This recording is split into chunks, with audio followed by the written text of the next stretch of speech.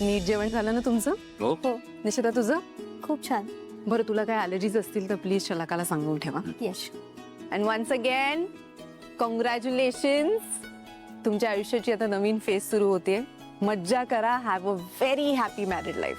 ताई, म्हणजे तू माझ्यासाठी रादर आमच्यासाठी जे काही केलंस त्याबद्दल कसं थँक्यू बोलू मला नाही कळत आहे. युवराज प्लीज. खरंच ताई, थँक्यू. You most welcome. खरंच खूप छान झालं लग्न. खूप मज्जा आली. आय एम व्हेरी ग्लॅड की तुम्हाला मजा आली.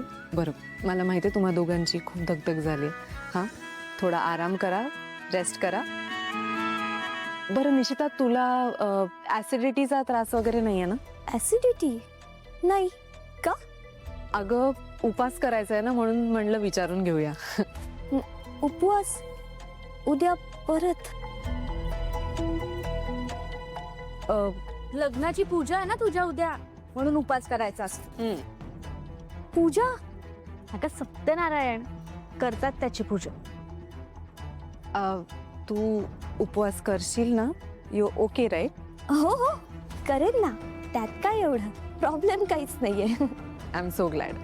बरं, आता तुम्ही आराम करा. Please rest guys and see you tomorrow. Okay, good night. Good night. तुला हे सगळं माहिती आहे? हा, मग बेसिक आहे हे. बेसिक. तू ना जास्त आगाऊपणा करू नकोस. उद्याचा उपवास महत्वाचा आहे आणि हिला अद्दल घडवण्यासाठी चांगली संधी आहे. ही उद्या अन्न पाण्याचा एकही कण घेणार नाही, ह्याच्याकडे नीट लक्ष दे. तुम्ही निश्चिंत राहा वहिनी. माझं हिच्याकडे बारीक लक्ष असेल.